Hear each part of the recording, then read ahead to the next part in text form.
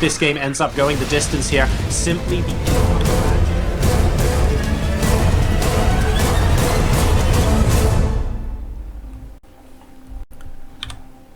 Welcome to game number 4 of this best of 9, ladies and gentlemen, spawning in the 2 o'clock position on Secret Spring.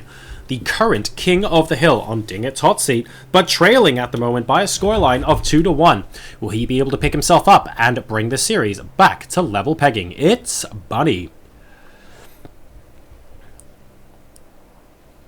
His opponent, all-round good guy, teammate, but above all, competitor in StarCraft 2.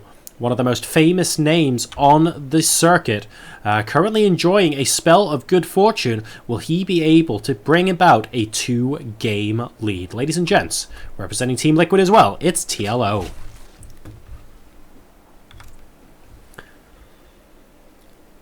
And well, that mech strategy certainly didn't work against TLO. We didn't actually end up seeing Swarm Host versus mech. TLO went for Roach Hydra and was trying to trade as best he can. But what I really liked about TLO's play was patiently waiting until Bunny moved out with the 170-180 supply mech army, and then, knowing he couldn't take a normal direct engagement, prepared himself with so many great blinding clouds that I think it would have been so difficult for Bunny to micro his way out of that. It's real easy to say, oh, you just unsiege your tanks and move back and re-siege them again. Well, by the time that happens, when you're out in the middle of the map in an open space playing against Zerg, a third of your army might have died by the time that happens as well. And sure, it might be better than not moving them at all, but he might have been prioritizing microing his other units to try and keep them alive as long as possible. Really being put between a rock and a hard place there in TLO, showing us a masterclass in exactly why blinding clouds are absolutely an essential tool in the Zerg toolbox. Now though, we're on to Secret Spring. All sorts of crazy stuff can happen. We'll see if anything like that happens in this game. That doesn't mean it's guaranteed, of course. And it looks like TLO is going to be changing things up just a little bit. We can see a much earlier first gas from him this time around. He wants to be able to get that Zergling speed and try and establish map control reasonably early on. All sorts of aggressive strategies have been tried by players of all 3 races on this map, so what we want to make sure is that not only do we have as much notice as possible of any incoming attack, but also we have some nice versatile units out on the field that can hopefully blunt any sort of attack early on and allow us to survive to the mid-game as well. So TLO there, yep, there we go, just going to be mining and grabbing a little bit of an earlier Zergling speed.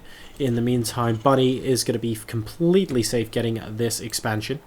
It is once again an in-base expansion here, so nothing he has to be too worried about. And this Overlord's also going to be spotting that the first unit out of this barracks will be a Reaper.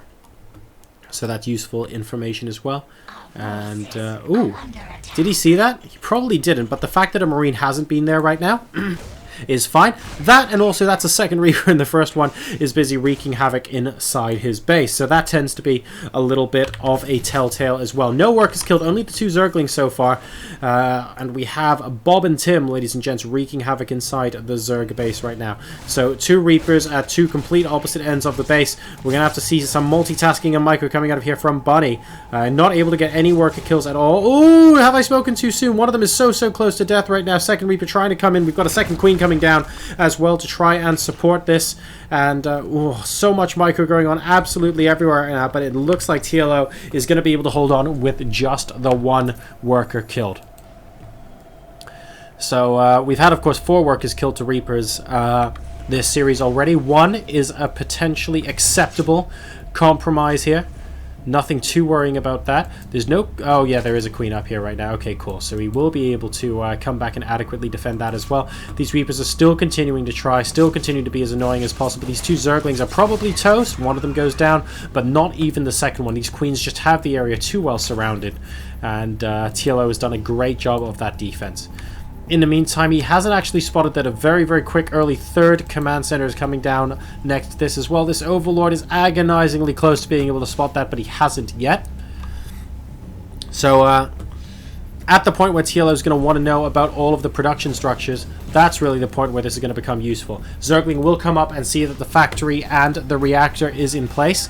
Is that enough for TLO to get curious? Yes, it is. Yes, it absolutely is. And he sees, wow, hang on a second, that 3rd command center is basically complete already as well. So these Reapers and these Hellions potentially acting as a little bit of a smoke screen. I'm not actually going to be that aggressive. I'm actually being very greedy behind this as well.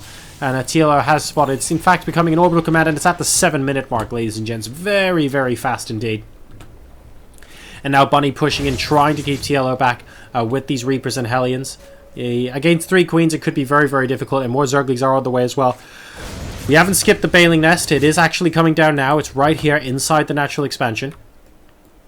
But it looks like Bunny's not really going to be able to make too much headway. He moves on to creep and then basically disengages.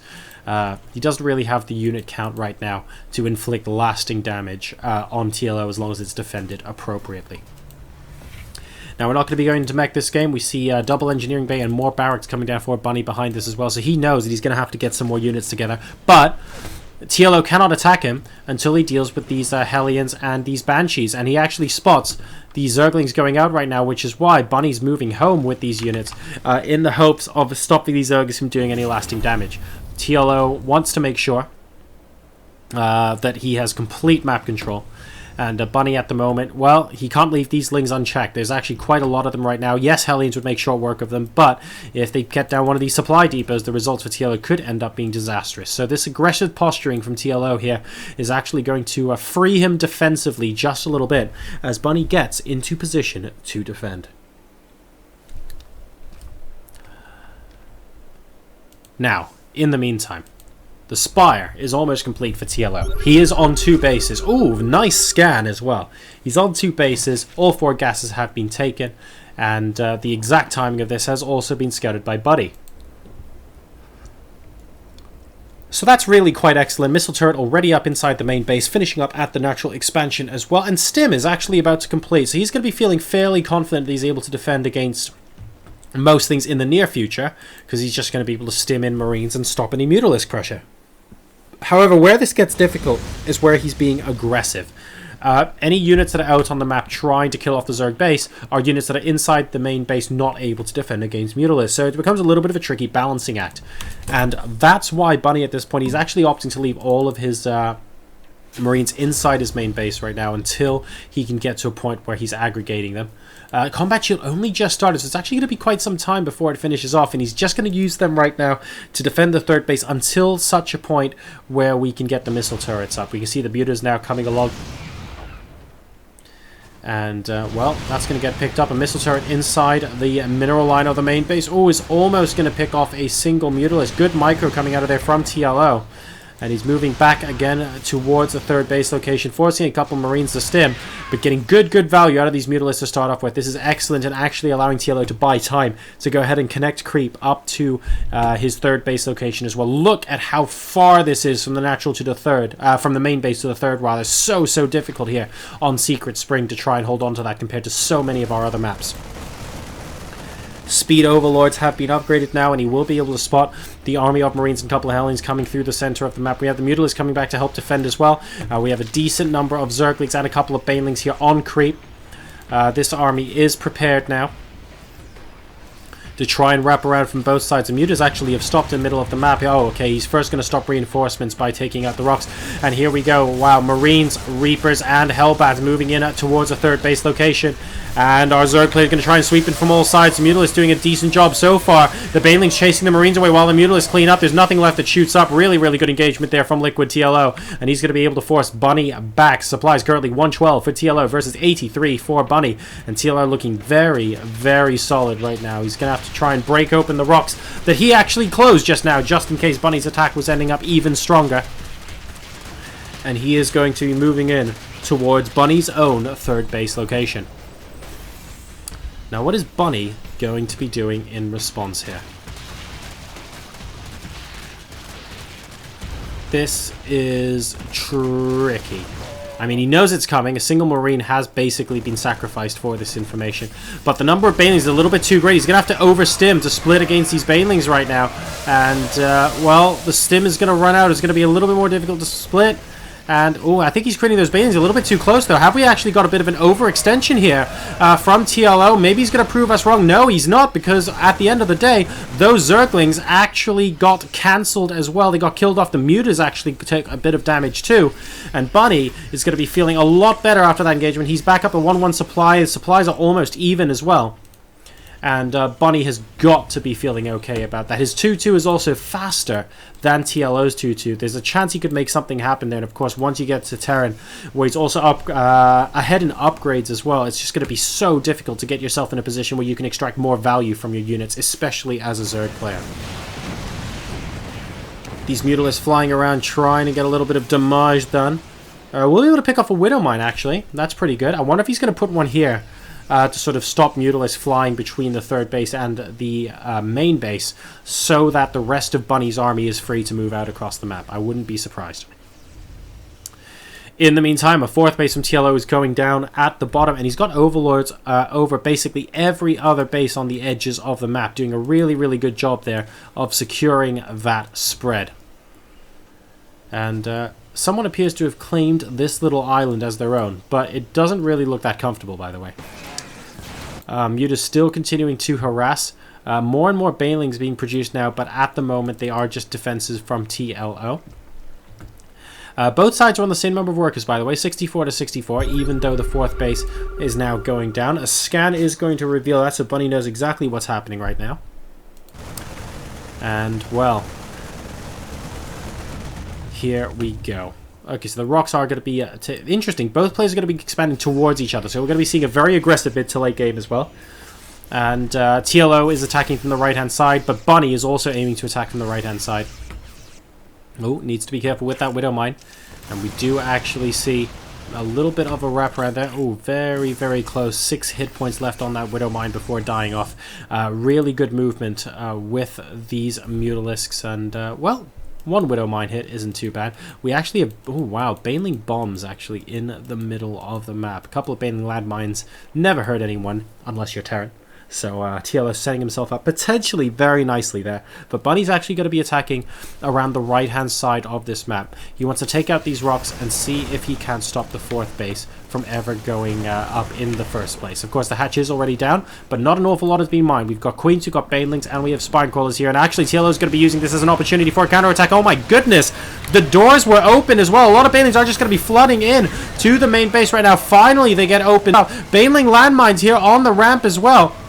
And it looks like all the Marines are going to be coming back to try and deal with this. The Baneling landmines have been spotted, and they are going to get taken out by these Marines. A couple of these workers will go down to Banelings, but really it's inside the main base that tends to be a problem. The Mutal is absolutely wreaking havoc. Number of workers killed 45 to 2. What does this fourth base look like? Oh my goodness, this attack's actually getting cleaned up as well. So Buddy in a very, very difficult position right now. Way too many Zerglings in a defense here, and he's actually inside the natural expansion as well. Bunny right now is getting absolutely ripped to pieces, and TLO is on the verge of going 3-1 up in this best of 9. I don't see a way back into the game for Bunny after losing so many workers to this attack. He hasn't lost that much of his production structures, but he's down to 15 SCVs. I don't really know how he can survive off of that. Another wave of Zerglings here to try... Oh, and if he kills these off as well, these are the vast majority of the remaining 15 SCVs. This could be problems right now for Bunny. He's able to defend it just about, but he's now going to have to keep his army here. These SCVs are so valuable to him right now. They are the key